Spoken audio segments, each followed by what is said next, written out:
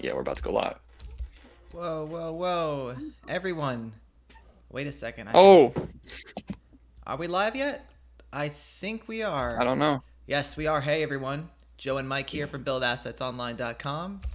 Very special episode for you today. Today, we're going to be talking about whether you should follow Dave Ramsey's business advice for online Who the hell business. is Dave Ramsey? Mike, come on. You know who Dave Ramsey is. He's the guy who's, very, very anti debt. Don't take on debt for any reason. Yada, yada, yada. Um, you know, I'll summarize his whole worldview as we get into the episode for sure. So, Yeah. well, welcome everyone. That's the topic. Let's get right into it. Any announcements before we dive in, Mike? Not that I'm aware of. I don't know if you want to jump right in. I don't know if everyone is. How many viewers do we have right now, Joe? It says we have 9 viewers, so I think we could jump right 9. in and All right. you know, If people are here, please leave us a chat. That is our life force. We cannot function yeah, without chats. we got 11 people in here now, so let's just get All started right right. away. All right. Let's do it. So, number one advice from Dave Ramsey, probably the most obvious, is he never wants you taking on any sort of personal debt. This means credit card debt. You should never finance a car that you can't afford. You should buy a car with cash, pretty much. Um, yeah, and personally, I really agree with this sentiment. If you're going to be going into online business, the reason why you're doing it, if you're one of our viewers, is probably because you want some sort of financial freedom. You want to be able to quit your job. You want to be able to travel. You want to be able to live like the lifestyle that you want. And if you have extra debt, monthly payments that are weighing you back, it's just going to mean you need more and more cash flow from your online business in order to make that lifestyle a reality. So I think that if this is a journey that you're planning on going down, trying to quit your job early and get that financial freedom through online business, you should not take on any additional personal debt. What do you think, Mike? Well, I do have a car that I finance, so I don't know if that counts. And didn't you finance your Peloton, Joe? Yes, I did. Now I do want to get into the nuances of that though, because we are financing this with passive income. So this is a little bit of a different situation. We financed, like I financed my car, you financed your bike. We're doing that all through passive income via, meaning we're making money and paying ourselves and putting that money towards the stuff. And this is all through business activities and things that just make us money month over month over month. So for most people, if you're most likely watching the channel, you're probably not in that situation where you have a ton of passive income rolling in. Hmm. Personally, I'm not against doing what you did with the car and we did what I did with the Peloton bike. If you have that passive income rolling in, and you have good reason to believe it's going to be rolling in for the foreseeable future, and maybe there are even some, you talk to your CPA, maybe there's some tax benefits to financing, then by all means finance. But Hmm. I get worried that people want to finance their lifestyle before they have any passive income. Yeah, that's certainly true. And when is Dave Ramsey's audience particularly people who have like 9 to 5 jobs and are trying to say like put money into a 401k or an IRA in order to kind of stack that up so that way they can retire early? Is that like his primary audience? Yes. So most of the people, he does have business owners who call the show. But here's the thing: is most of the people that call his show are already in a financial troubling situation. Like some of them Yeah. have taken on hundreds of thousands of credit card debt, insane student loans and things like that.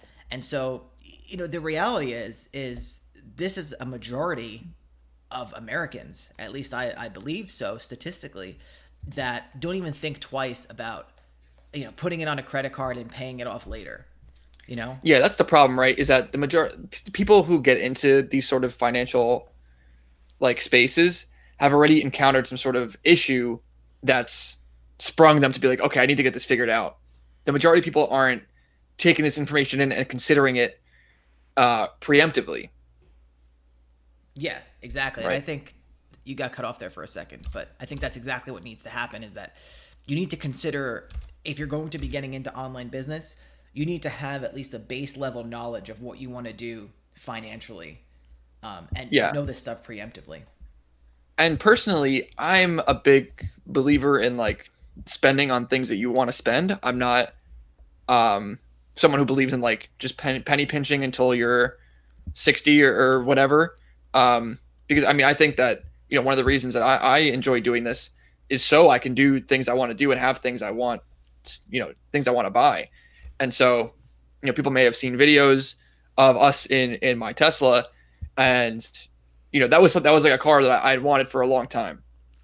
And so, I think once we finally got to a point in the business, we were able to have it financially make sense to where it can be, a business car. And we had talked to our CPA about it.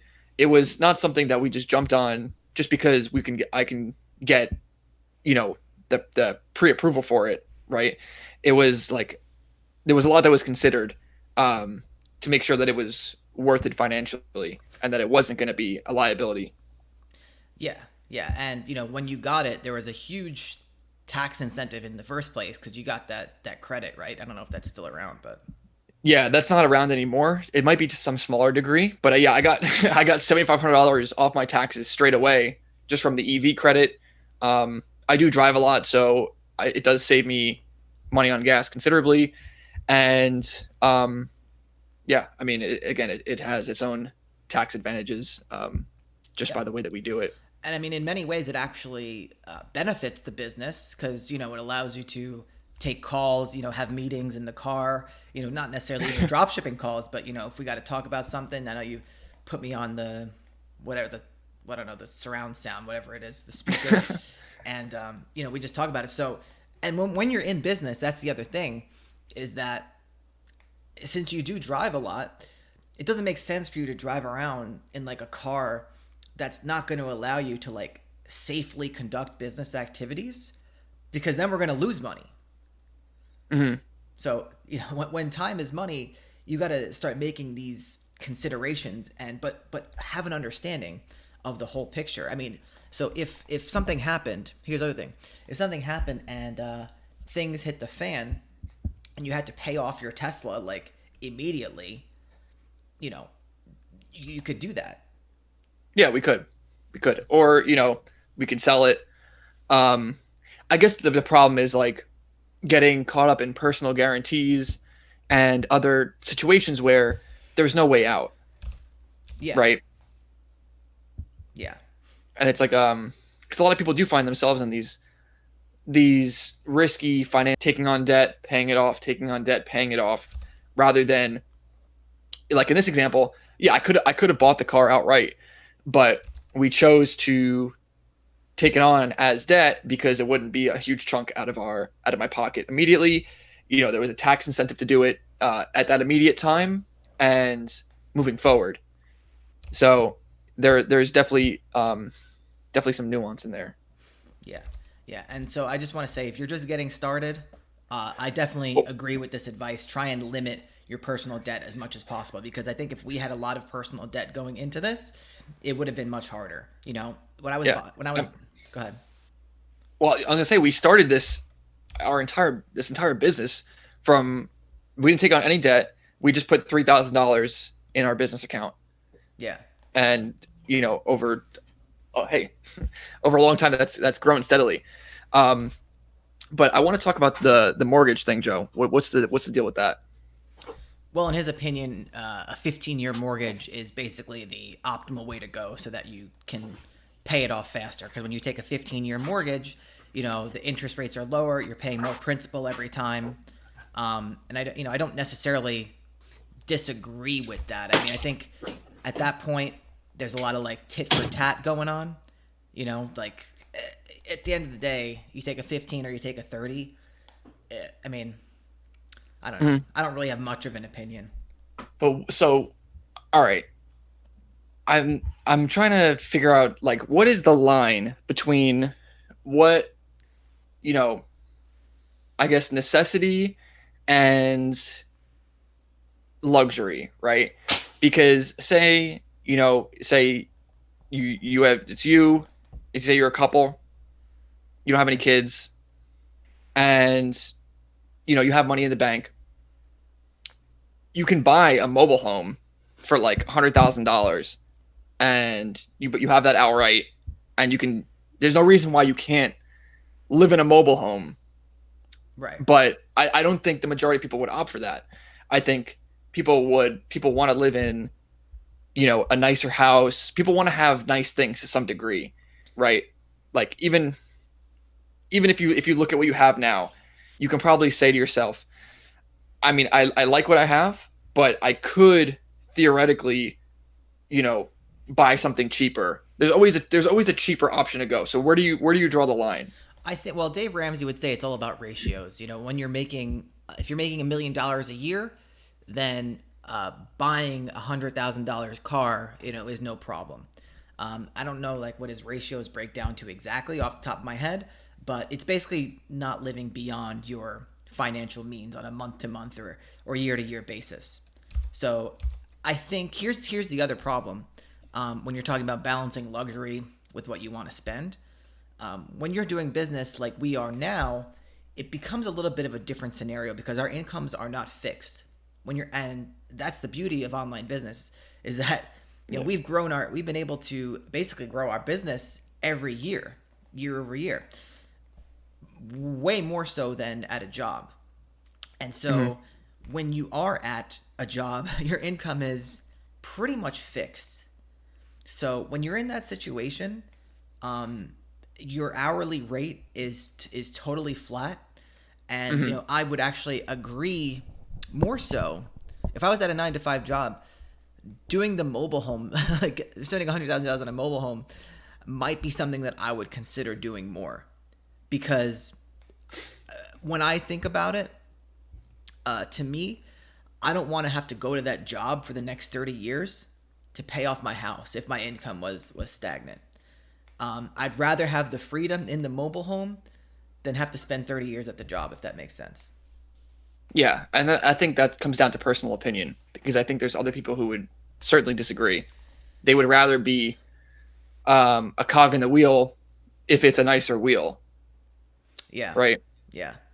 But I think I mean, yeah, I guess it depends on your personal preference, but still, even then, most people do go beyond their means. Like, if you're taking a mortgage that's ends up being like 60% of your take home pay, and then you have an emergency, like that can be a big problem. And that's what happens. And then people do that and they put everything on their credit card. And then before they know it, their credit card's piling up interest. And then, it's a huge problem for them to start investing and to start getting, like the cash building in a snowball fashion, which is why the ratios I think are so important, is that if you want cash building in a snowball fashion, you need to have extra cash every month to invest either into a business or into like a mutual fund or something. Yeah, but I do think this is a very important distinction of online business because you're not like, say if a hardship happens, you will usually have extra cash in the bank. Like say if you're doing drop shipping, there's always cash coming in, and then you have to use that to pay off the suppliers. It's not the same thing. Like you're getting a paycheck for $2,000 every 2 weeks, Yeah. and like that's your set payment, and you're sending most of that to a mortgage or what have you. By having an online business, you're kind of forced to stockpile cash more because it's like, especially with drop shipping, just because of the financials of it, you shouldn't be taking that and going and like moving it all the time because things are fluctuating. You have to give a refund, you have to pay a supplier, and so it's like you can afford to, in crisis situations, give yourself some of that money, and then sort of have it work its way back into the account just through osmosis, if that makes sense. Yeah. If you do it responsibly, I think we might take for granted the fact that we've always done it responsibly like that. We're not going to take we understand that if we get a huge payout from Shopify, we need to pay suppliers, and we understand intuitively how it all works. But believe it or not, there are some people out there that probably don't, and that might take their payout from Shopify and then go do something stupid with it. So Yeah. I do want to warn against that, and I think Dave Ramsey is good in that advice. Is that but it's not like, he's pretty well, he is a religious individual, but so his view on money is like religious based as well, and thus he's very passionate about it in that way. I don't know, like what's the What is his? I guess the religious view would be that like you don't want to be weighed down by money.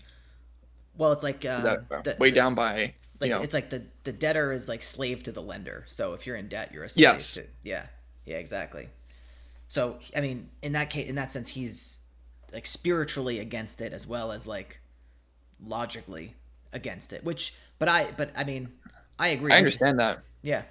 No, I listen. I think we're gonna get into let's go to the next slide here, because we're talking about don't take on any personal debt, and I think we can agree with that up until a certain point, to where it makes sense within your passive income cash flow to do that, and tax sense. So we can And agree on that.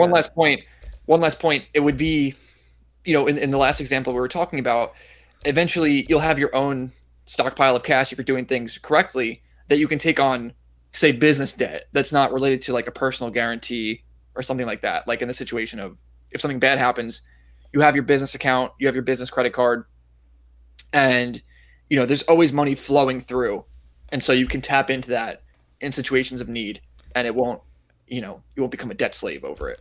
Yeah, if you have access to business debt with no personal guarantee, I mean, then that's a different situation. So yeah, no personal debt. Now, the next slide and the next point that Dave Ramsey believes in It's is a deck, Joe. what? It's not a slide, it's a deck. Oh, true. Yeah, the next thing in the deck says, "Don't go into debt to start a business," and I agree with this 150%. Even Mark Cuban says if you take out a loan to start a business, you're an idiot. So, I think, yeah, nothing wrong with this. Especially online business, because there's no reason for it, because I think to even keep an online business flowing, it requires a certain amount of knowledge.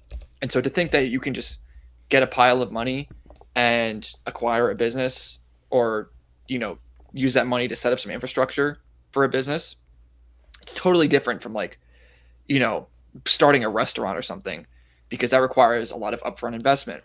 And I'm not saying you should start a restaurant. I would probably tell you not to.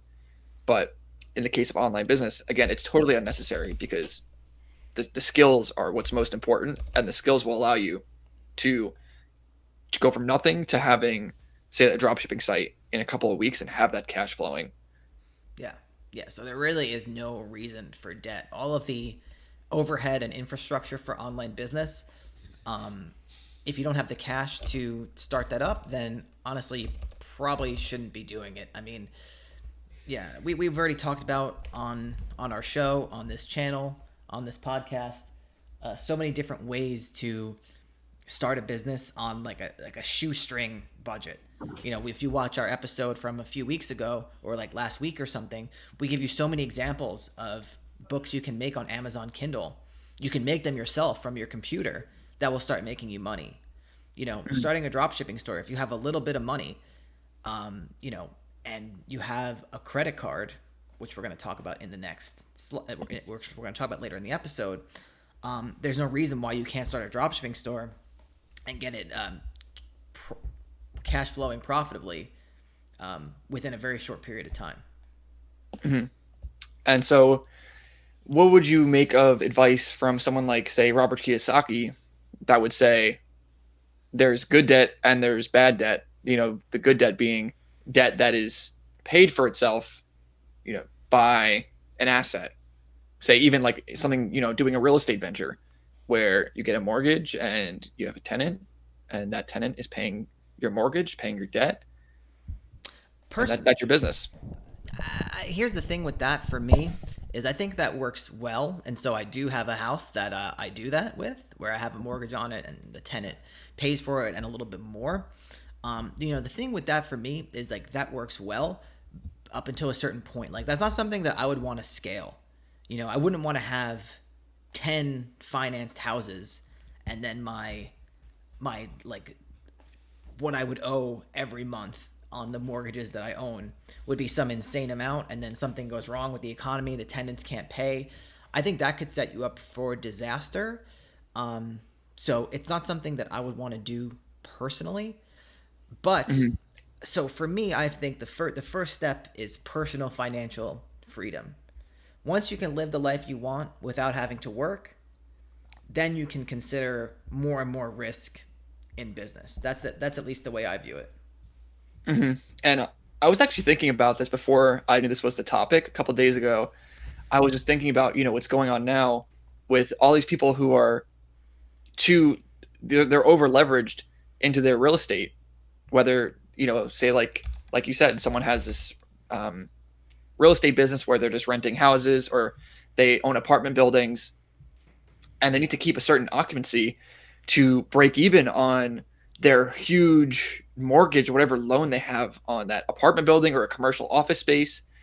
And something like this happens, there's no way they can personally pay off their bills based off, like something happens, like, the virus, where everyone stops paying their rent, all the people in the offices leave. Yeah. There's no way they can withstand that. Whereas if you have a rental house or two, if someone flies the coop, then yeah, I mean, you can continue paying off that mortgage pretty easily. Yeah.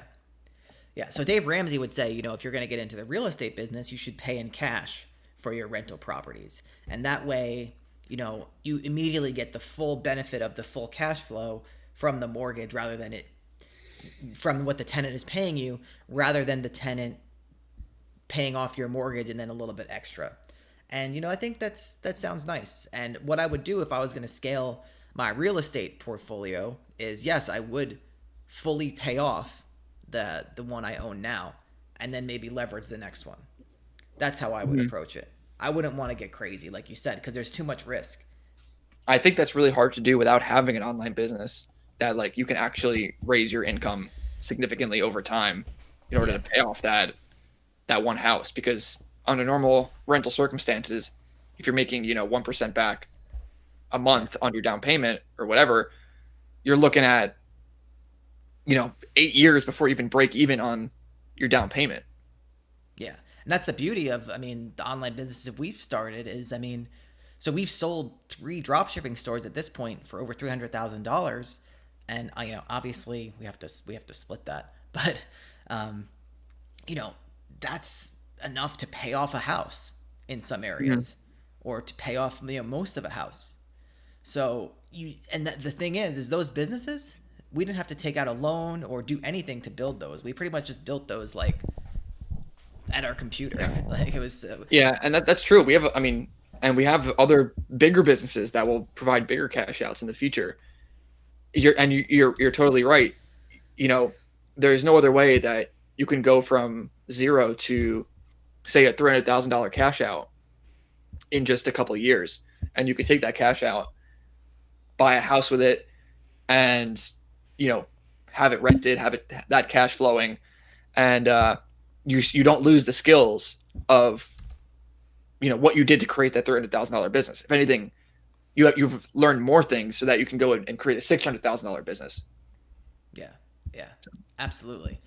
And Dave Ramsey, he always says on the radio, he's like, if you're trying to pay off your debt or whatever, you have your 9 to 5 job and you're really deep in the hole. He's like, go deliver pizzas, at night, or go pick up a second job. And I would make the argument that if you have no money, and you instead of going deliver pizzas, like go make some Kindle books, you know, go make a blog site, go do I something. guess it depends how quickly you need the cash, right? Yeah, yeah, absolutely. But if it's like, if you have the time to work an extra 6 hours or 4 hours a day, take an Mhm. hour a day to learn some online business skills that can provide those big cash outs and pay out your debt all at once. That's my opinion on it. Yeah, agreed. So don't go into debt to start a business. I think we can all agree on that.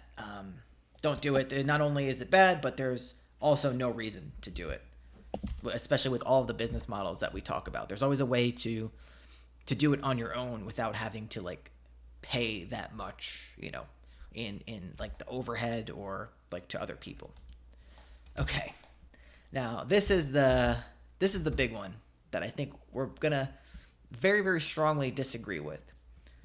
Dave Ramsey believes you should cut up all your credit cards and use debit cards or cash only. Now, this is a piece of his advice that I don't fully understand. His premise is that people will abuse their credit cards. In every situation, they're just going to be like, just put it on the credit card. I don't know. Like, I can't afford this. Put it on the credit card. And in his philosophy, when you're paying with cash, you don't have that because you only can take a finite amount of cash each month for your budget. And, it's not like just to put it on the credit card. And it doesn't pain you to put it on the piece of plastic the same way you would put on cash. But, funny enough is I've actually, whenever I pay for something in cash, I almost view it the opposite way. Because when I pay for something on a credit card, I know like, I'm going to have to pay this off. Like, whenever I pay, like I pay once a month, I never let the balance build up. But I know I'm going to have to pay it off. When I have to pay with cash, I have some cash on hand. I'm like, this is expendable. I don't need this. Yeah, that's exactly how I feel. Whenever I have cash, I feel like I burn through it so quickly because I'm just like, dollar here, throwing 20s, and then the change, I'd lose the change. Yeah, exactly. So, credit cards are way more exact. And I mean, if anyone listening to this has not seen our podcast with Trevor Wright from Mile Method, they should absolutely watch that for a totally different take on credit cards, because people like Trevor have had hundreds of credit cards in their lifetime, and I mean, they would certainly agree. Don't ever make late payments. Don't ever not pay off your balance. So I feel like when Dave Ramsey says this, he's saying it's like the same sentiment as like if you're trying to lose weight, go into your cabinets and throw away all your junk food. But maybe maybe you can have some junk food here and there if you have the willpower to just gorge out on it. Same thing with a credit card. You have to have the willpower to not just swipe it and swipe it and swipe it, which I think the majority of people, that I know, don't view credit cards like that. I know a few people with like serious credit card debt. What about you, Joe? No, I was actually surprised at how many of my friends kind of viewed credit cards like that. I don't even know if it's purposefully, but they'll just kind of use it, swipe it and swipe it and swipe it until, and suddenly they got credit card debt to pay off. So I think it actually is a common thing. So I think by saying this, Dave Ramsey wants to appeal to, kind of like save people from themselves in a way. But it's almost like an overreach, in my opinion, because a credit card, he basically classifies it as debt, but a credit card is not debt. Like, you can just pay it off. Yeah. Like, I've never had credit card debt or any sort of expenses like build up month over month. And I've only gotten benefits in terms of rewards and like financial protection. And the episode that Mike mentioned, just search for on YouTube or on Google, Build Assets Online Credit Card Rewards Hacks, where you can listen to our episode where we talk with Trevor Wright. He's traveling the world for free, almost getting paid to do it just by using credit cards. So, yeah. It's like if you can have the willpower to not just like go into debt with these little cards, then they actually provide a huge host of rewards, especially if you're doing online business and you have a lot of expenses. To pay your online business stuff with a debit card would be absolutely asinine. So I wholeheartedly disagree with this advice. even when I started doing Kindle, the first credit card I got was it was like a Chase Freedom, and it had 36, no, not 36, it had 18 months of interest free payments.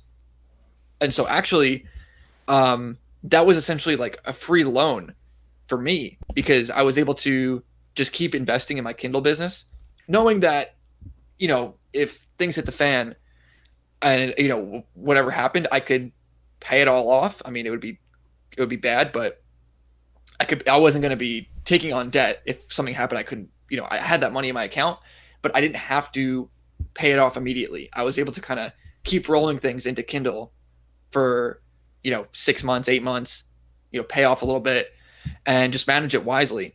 And I know, even Raz did the same thing with when he started doing drop shipping. He was using the same card, and it gave him that, I guess that extra bump of not having to pay off that money each month and being able to have less risk, Yeah.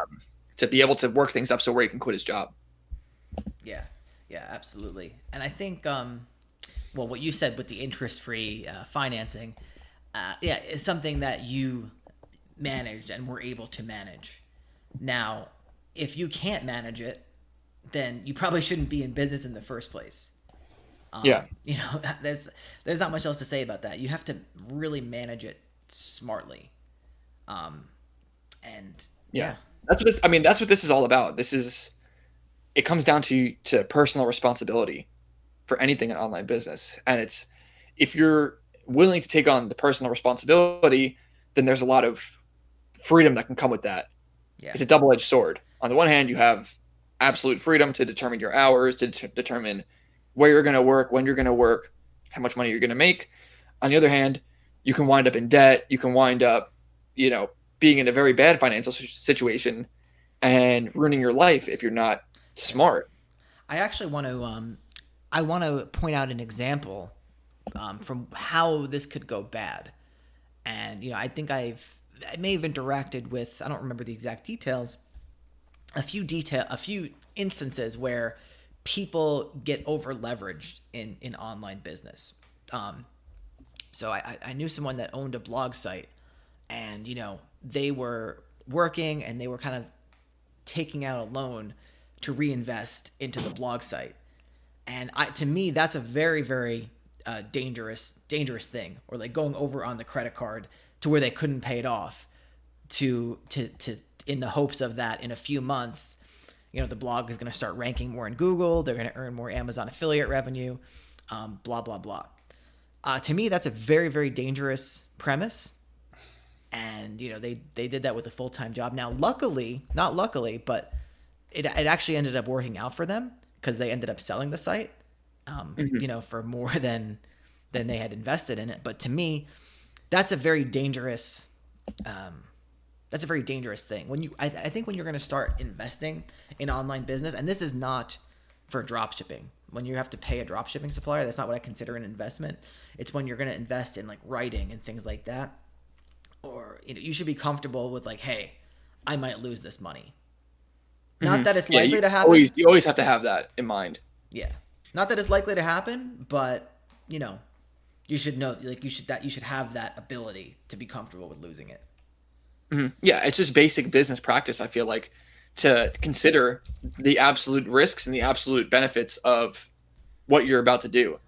And Yeah. so if the worst case scenario is you not being able to pay off these huge loans, then the end result of that is probably far greater than what the benefits would be. Yeah. But yeah, I mean that's the thing with leverage, is that it can pay off very big. Like, like that apartment example. If you're if you have all this if you have all this leverage on an apartment building and you're able to fill up all the spots and you're able to continually raise the rent and do all these things, then it's very easy to make something like $1 million or multi-millions of dollars. That would be a huge impact, for making several $1 million in this country and the world is a very big deal, in my opinion. So that can easily happen if you take on a lot of debt. But the inverse of that would be you can get absolutely crushed and have your house taken away, and Yeah. a lot of risk. Yeah. All right. So next slide in the deck. Be on a personal household budget and stick to it. Now, one of Dave Ramsey's biggest things is the budget. Is that you should know what's coming in every month and be able to manage that. It should be written down, and you should know how much you're spending on food, groceries. Basically, pretty much to the T. He even recommends going to a point of getting it all in cash at like your budget amount. Say your budget is $5,000, and splitting up all that cash into different envelopes. So you have like a food envelope. You have like a like a gas envelope. You have like a water bill envelope, and so it all goes into different envelopes. Now, I agree with this, but very loosely. For me, I don't do a budget, but it's because I know, like, we take a small salary from the business, and I basically use that to pay off all of our expenses, or all of my expenses.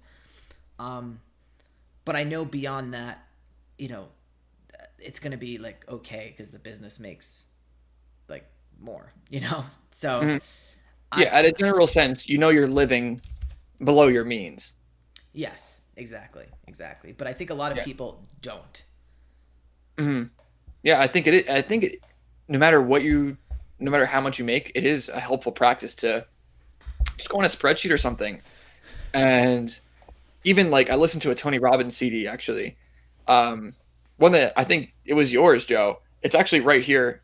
No I haven't way. seen it for a while. Yeah, Wait a second. right Wait a here. second. Wait a second. Wait a second. What? Let me see it. Let me see it. Yes, I got that. Yeah, I got that when I was trying to the power. What's it called? The Principles of Power or something? Personal power. Personal Power Classic Edition. Yeah, I got that when I was doing FBA. I got that at a yard sale for like $1 because I was looking for Yeah, stuff to flip on Amazon. That's so funny. I didn't even know who Tony yeah. Robbins was. I haven't even seen it in like such a long time. I'm at my girlfriend's house, and it's. I guess I gave it to her like years ago. Oh man. I just saw it. Um, long story short, in one of the CDs, he says, you need to go and you need to list like what your ideal life would be in terms of your expenses. Like type of house you want to live in, how much that's going to cost, how much you want to spend on other things in your life, and then figure out, what you need to make that a reality. Yeah. And it's just, I think putting things on paper and putting things just in Excel is a really important practice because if you can't look at something, I think the phrase is like, it's like some entrepreneur thing. Like if you can't measure it, you can't improve it or whatever, right? Yeah. So people don't do that when it comes to their own personal finances. They don't realize how things add up or how much they spend, say, like on food or on whatever. And so I think by having a number that you can actually shoot for to, you need to have a target in order to get anywhere. You need to know where you're going. You need to put in that address on the GPS. So yeah, I think just making a household budget just for the sake of putting the numbers out there and looking at them visually is extremely important. Yeah, and I've definitely done that, but I don't think it's something that it's something you can get the hang for, but not necessarily have to do religiously every Mhm. month. Yeah, Because absolutely. that requires a lot of brain power. And again, in online business, in our lives, I can't sacrifice my brain power on something that is going to give me only a little bit of return. Making my household budget and sticking to it and organizing all my expenses for what I spend personally is going to earn me so little compared to what I can do inside the business, whether it's, keyword research, anything like, listing this real estate property that I have to do now. Um, there's so many other things that are worth so much more when your income is not static like it would be at a 9 to 5 job. Yeah, yeah, absolutely. And it's hard to even like calculate what you make, especially with so many assets flooding in that you can't look at it like on a month to month basis because things are happening regardless of a particular date on a calendar. There's no cutoff for what we do. It's just money's coming in, it's going out, it's flowing in a lot of directions, and so you can get a good estimate of it. But yeah, I mean, James Schramko would call it your effective hourly rate, Joe, right? And Yeah, so by spending all these times on budgets and all this stuff, your effective hourly rate during that time is $0, whereas you can be using that to actually make money. exactly. And I mean, yeah, like I said, if I have how many hours of waking hours in a day, like 24 minus 8, was it like 18 hours? 16. 16 hours? If I got 6 hours that I can actually dedicate to doing stuff that requires me to focus on it, it's not going to be my budget. And the 6 hours are going to be the same. I can't extend those because I'm just not going to want to do it. And you have to work within what you want to do. Mm-hmm. Yeah. Yeah, I think working out example is pretty good too here. Like, if you do something that's like way too hard, then you're not gonna want to do it the next day, or the day after. In what regard? Like, if you said that you wanted to run a 5K or something, like today, like, and that was your goal, and you're like, all right, so tomorrow you go out and you run a 5K, and then you say you're gonna run a 5K every day until your race. Like, that's probably not going to be effective.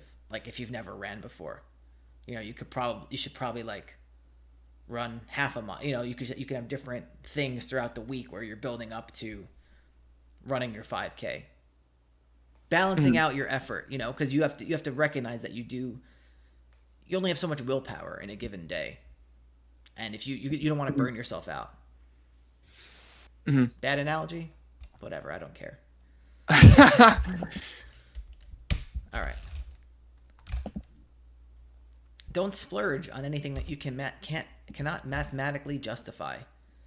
Oh wow! Hold on a second. Whoa. Hold on a second. Before we get into this, Teeth Health Central. Need that bomb drop. Teeth Health Central, loyal elite fleet member, instant e-commerce asset student. Finally has his business taken off. Look at this. Evening, everyone. I made a 988 pound, that's British pounds, sale today. No wonder why you've been so quiet in the elite fleet, Teeth Health Central. Yeah, people once people, what we say starts working, then they don't even bother talking to us anymore. Yeah. It's like they just use us they just suck our energy. Yeah. For our knowledge, and then they leave us out to dry. Yeah. Before we get started on this next point, Teeth Health Central started out as a student who would basically email me, every day with like a one-line question, like, how do I do this in Shopify? And I'd be like, look, it's in the course. Like, just every day was an email, and I feel we put a lot of effort into not only teaching him how to do e-commerce, but also changing his mindset in a positive way. Yeah. I agree. All right. So congrats on your sale. Yeah. What's the profit? Teeth Health, let us know that, but we'll move on to the next slide. Yeah. So the next slide, Dave Ramsey, don't splurge on anything that you cannot mathematically justify. And I think we might have already talked about this, so there might not be any reason to rehash what we already talked about. Well, what would he mean by mathematically justify? Again, so like I said before, say you have an income of $1,000 a month. I believe he limits his car payment. Like, he would recommend limiting your car payment to like 20% of that $1,000, limiting your house payment to, I don't know the exact numbers, maybe like 30 or 40% of that income. So he's throwing away 50 to 60% of income to cars and houses. I'm not saying he is personally doing that. I'm just saying that he recommends that. He recommends that if, like, to people that have a fixed salary, to not go beyond those numbers. Like, don't take out a car payment that's 50% of your income. If you're making $1,000 and you think you're going to pay off a $500 a month car, that's insane. That's true. I'm surprised he wouldn't recommend less. I'm not. He would recommend less. I'm not getting into the exact numbers here. I don't know them off the top of my head. I should have wrote them down. Okay. Yeah, I mean, I just think yeah, I think with online business, for one, things are cheaper because wait, am I frozen right now? Yeah, you froze, but can still hear you. Oh, I'm on. There you are. Uh, am You're I back. good? Yeah, you're back. So, we talked about this on a previous episode, how like you can get things a lot more cheaply because say like you can write off different things, you can get different discounts, you can put things on the business, like we said with the car, and so what is something that is say 20% um, for someone who has a job, and that's like 20% of their fixed income. For online business, maybe it's less because it's a tax write-off, and so you get a percentage off the top because of that, or you can buy things for your home because you have these people as your supplier. So I think just even from that standpoint, you can hack things a lot more. Or with credit cards, with the cashback, with the points, you can use the money that you spend on your online business to take care of like your big splurges throughout the year of like buying Christmas gifts for people or taking your vacations. And so these mathematical justifications, you can wipe them out completely when it comes to cash back or points, or you can just cut down on how much things like literally cost if you have an online business. Yeah, yeah. I think the point still stands. Like you shouldn't splurge on things that you can't mathematically justify, and that's what we're talking about with the budget. And that's what we're talking about with the car and the Peloton. He wouldn't obviously recommend taking on debt for those, but based on what we know about our business, we can mathematically justify those through passive income. So overall, I am a big, I wouldn't say big, but I am a Dave Ramsey fan. I believe in the principles. However, because of online business, a lot of them don't apply to me in a lot of ways. They are meant for people with 9 to 5 jobs, and it is in a way. There's very little nuance or wiggle room to take advantage of things like credit cards. So that's what I have Mm-hmm. to say about it. And Mike doesn't know much about Dave Ramsey until now, besides the debt things.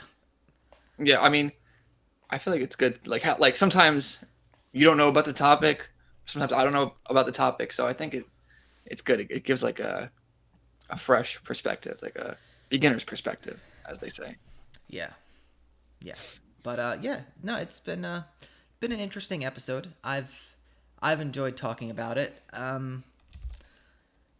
Yeah, guys, listen, don't if you're gonna start an online business, don't get caught up in the bling. I think that's that's a big. It kind of ties into this because a lot of people, and Mike, this is obvious because you can see this in like a pro athlete, for example. Pro athletes can end up broke because they splurge things that they cannot mathematically justify. Mhm. They should, maybe they could buy a $50,000 car, but instead they buy like some ridiculous $500,000 custom Bentley or something ridiculous. And so Mhm.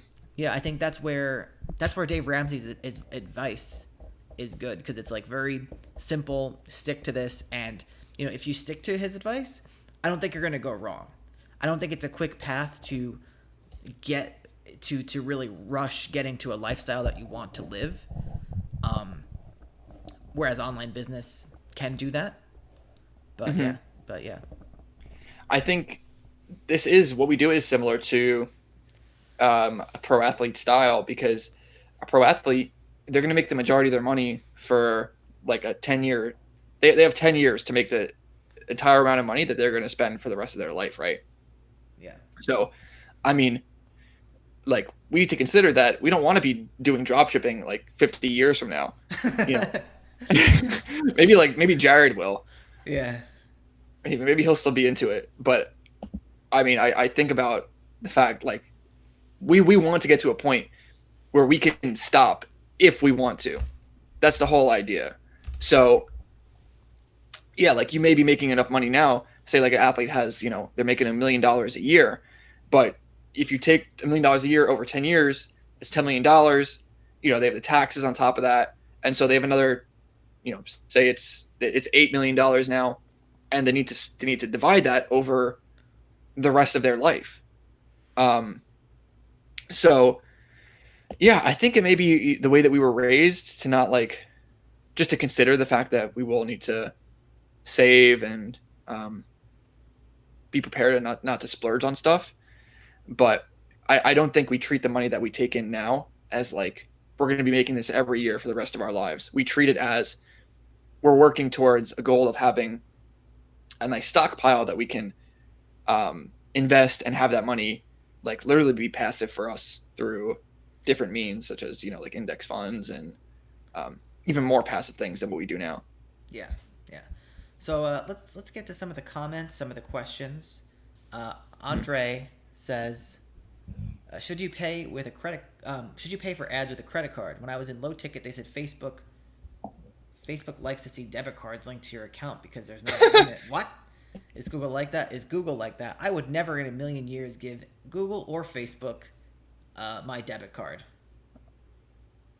Yeah, that's really bad actually. Um,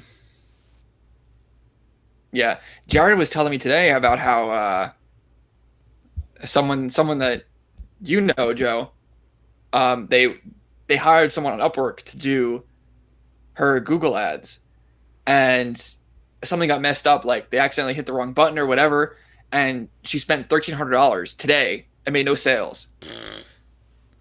So, I mean, for one, that's why we don't have anyone touch our ads accounts besides for us. But to have that on a debit card and that's just taken right out of your bank account, like no questions asked, Yeah, yeah, I kind of stomach that. yeah. I don't care what Facebook likes to see. They're gonna see my credit card and that's it. I mean, yeah, I've never had a Facebook account get banned or sorry, a Facebook ads account. Like I've never had any problems.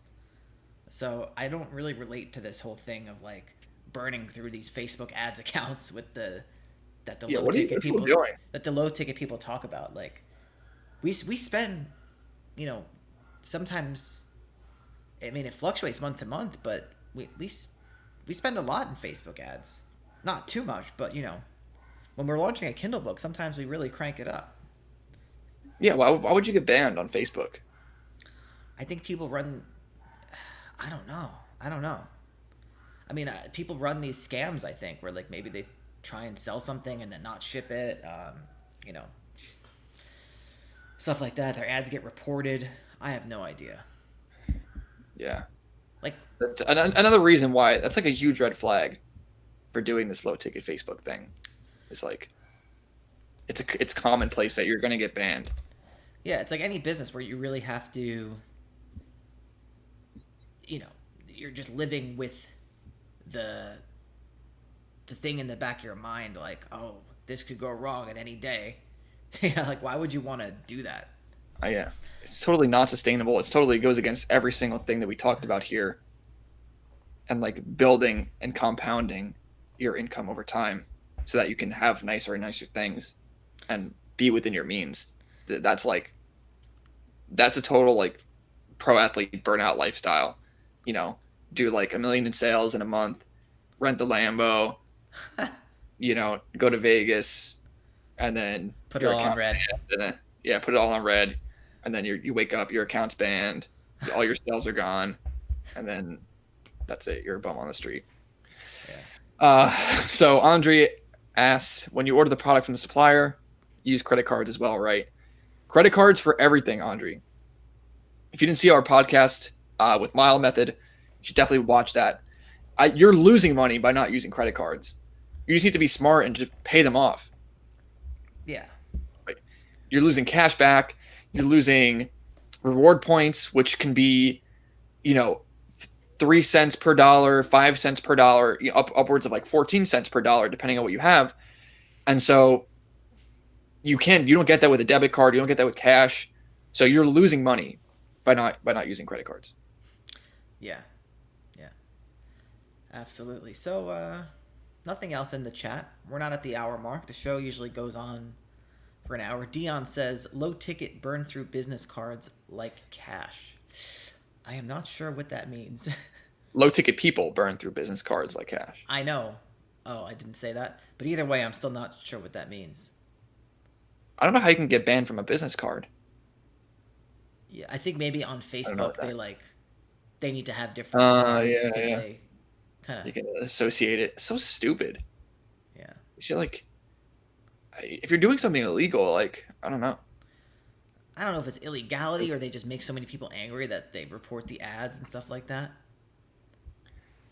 Yeah, it doesn't make sense. It doesn't make sense to me. Dion also said earlier that schools don't teach you how to use credit; they just tell you the horror stories of credit. Yeah, I mean, I would agree with that. They don't teach you anything about financial planning or financial management, and we don't use a lot of credit. Even like a credit card, I guess that's credit, but we're not. We're paying it off every month, so it's not like we're going into like debt with the credit cards and paying it off incrementally and accumulating interest. So credit cards actually like lose money from us. Um, so yeah, I mean, I'm kind of against credit and like getting into debt a lot of the times, especially because you can just make so much money with little investment through online business. So it eliminates all the risk Yeah. and can provide near infinite returns. There were times when we were toying around with the idea of, oh, let's just take out a loan and buy a site. But I think I think we're kind of past that where we don't want to do that because the first site we bought, um, it was like $20,000 or something, and Mm-hmm. it made money through ad revenue, mainly through organic Google rankings. And as soon as we bought the site, so we decided to buy the site because it was like, I was doing SEO for a while. Um, I guess we felt comfortable, like, okay, if we buy this, we can probably at least run it and then sell it later. So we bought the site, and nothing went wrong with the SEO, but something happened where we couldn't predict, where Google started to claw back all of the ad earnings on the site. So it was like, I think after that point, it was just like, you know, why put all the money up front when I think we're pretty good at building stuff? Mm-hmm. So I don't Yeah. know. Are we On past the other that? hand, there's people like the person who bought two stores from us that uses a lot of loans and leverage, and it seems to work out for him. Yeah. So, um, I mean, that's a separate situation and a separate conversation. Maybe we'll have him on the podcast soon to discuss that because he's kind of the opposite of what we talked about. He's never taken a course, never, he wasn't even familiar with the business model really until he bought it. Yeah. So I think he honestly got lucky in that he bought something like from us or not, not someone else. Um, so yeah, things can work out. It's not like it's never going to work out, but you always want to put yourself in a situation where the odds are stacked in your favor. And so the ultimate odd stacking situation would be no debt, very little money down, and just the possibility to make just infinite returns, $1,000 a sale, you know. So that's why high ticket dropshipping is so good. Yeah. Um, so Andre says, in the course, you mentioned to open a separate bank account for the business. Is that both debit and credit? Is there better credit cards for online business specifically, not just Bank of America? Well, we do recommend you should have a totally separate business bank account and a business credit card. So I'm not going to recommend you any specific credit cards here because I would recommend you go watch the episode that Mike just talked about with Trevor Wright. Just Google build assets online credit card reward hacks because I think you'll get more insight from watching that episode than I can explain to you in just a couple minutes. But I would get a card with some sort of reward, some sort of cash back. But yeah, definitely you want to have the business stuff isolated from like your personal stuff. It's just more organized that way and just There's better. also a very specific reason for that we talk about in the podcast concerning like credit limit, and even it's not even a matter of paying off your statement each month. It's like your credit limit and how close you are to that at the closing of each statement, and how that can actually affect your credit score. So even if you're not going into debt and you're paying things off on time, if you're using a personal credit card, your credit score can actually suffer if Yeah, you're paying for a lot of things. yeah, So for sure. So definitely go watch that episode. Brian says, I saw somewhere where they recommend you open multiple Facebook accounts when you do low ticket dropshipping because you will have Facebook accounts close. Sounds like a great business model. LOL. Yeah, LOL indeed. Arrow says, "Hey, looking to start building my assets." I like that. I'm smart and I have a lot of skills that translate getting into dropshipping. I don't think that any mentor plan could teach me better than I could by myself. Where is the value in your classes? What? So what he's saying is that he's got all the skills he needs to succeed at it, but he's asking us where are the value in our classes. Then go do it yourself. I don't know. Why are you asking us then? Yeah, I mean, if you really have the skills that translate into doing it, go do it. I mean, why are you wasting time on here? Yeah. I'm not gonna. Maybe that's being a little too harsh on him. To give the nice answer, our classes provide a step-by-step roadmap. So, our course provides a step-by-step roadmap, so you know exactly what you need to do at every stage in the game when you start dropshipping. So, Is that what you wanted to hear, Arrow? yeah. You got it. All right. Andre says, "Hop on the BAO squad, the Bow squad." Arrow, yeah, Absolutely. hop on. Yeah. All right, so let's check out the outro. What do they need to know? The resources. Let me just shrink our cameras Yeah. here, so Make it smaller. so we can take a look at the resources. So we got the membership group, buildassetsonline.com/membership. Join the Elite Fleet where you get a one-on-one coaching channel with us and access to the community. Our Kindle course, buildassetsonline.com/Kindle. I don't have to say it again, but the price is going up soon. Dropshipping course, buildassetsonline.com/asset. Free blog course, buildassetsonline.com/blast. And of course, the online asset playbook at buildassetsonline.com/playbook. Before we say the outro, Mike, Arrow left another comment. I feel like people who follow these courses are not capitalizing on themselves. Well, I have nothing to say to that. We've spent tens of thousands of dollars in courses over the past few years. We just started buying real estate, and we've been doing it like 6-7 months now. How much in sales do you think we've done, Mike, in terms of like properties we've sold?